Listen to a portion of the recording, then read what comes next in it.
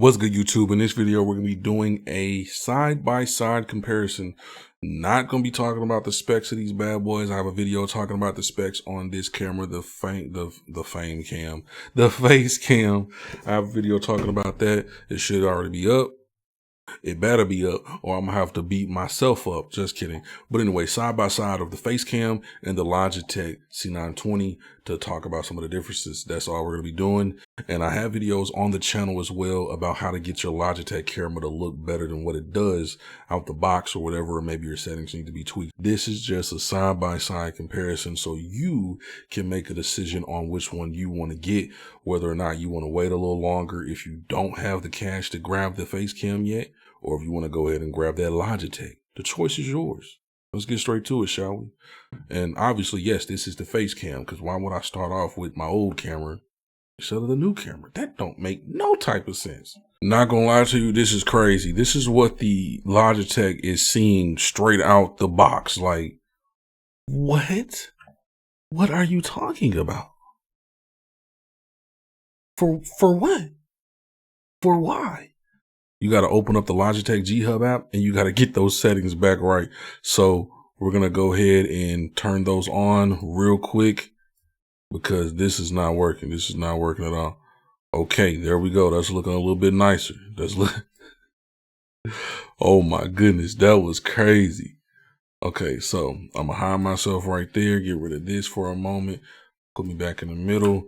We got to cut this in right here. And then obviously scoot over a little bit. We're going to come over here. And then the top part, I'm not going to lie to you, I have the other camera on top of it. So I'm going to just put it back like that. And then we're going to crop in right here. And this right here, I'm going to get it back like, I'm not going to just give them a messed up chance. I'm going to give them a good chance. So right here, we're going to go ahead and tweak them settings. Auto was doing too much, I believe. Yeah, auto was going crazy. Nah, I'm not fooling with auto exposure. So bring back my new favorite baby. And as you can see, it has a wider field of view as well.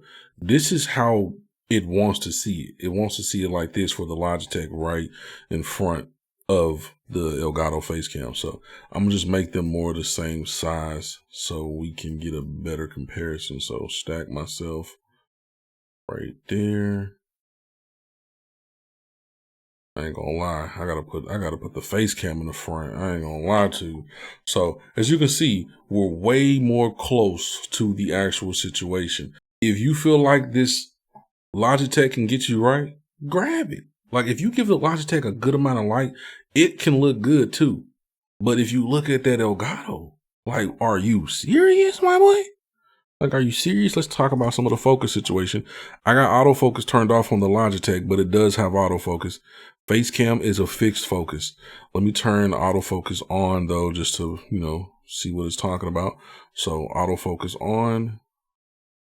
As you can see, it gets nice. It gets nice, but it can't go too close though. You don't want to get carried away with how close you get, but it can focus up close. So if you're going to be showing things on camera, you might, and you see how it took a little while to get it back. You're going to be showing things on camera. You might want to lean towards the Logitech C920.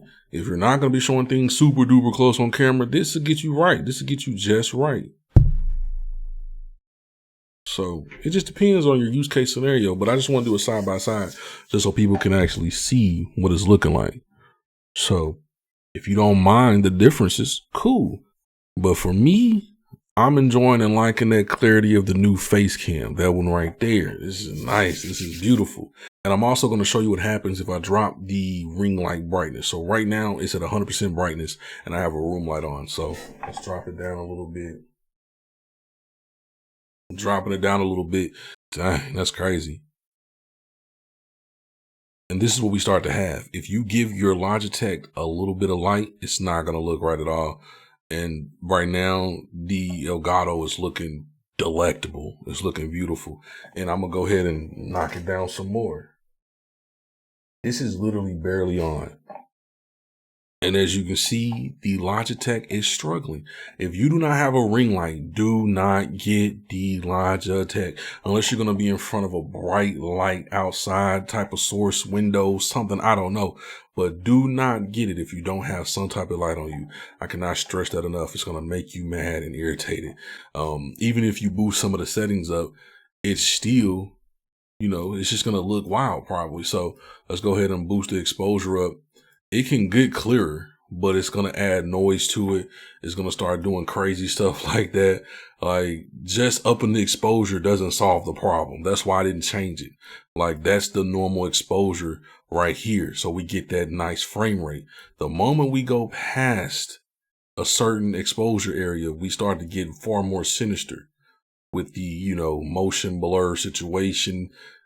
That's not going to work out. So, and then just for hee-hees and ha-has, let's turn it off real quick. This is just with the light above me. Just the light, the room light. And I don't even think they're like 100 watt equivalent. Nothing crazy, just some regular room light. And this is what I'm looking like. This will be a very comfortable streaming gaming situation because it'll be a little light on me from the screen. And I could chill like this and just play a story mode game, play some creepy, spooky games with that light on at least, and look great. This right here is far more sinister. And if you even add like brightness to it, that's not going to make much of a difference either.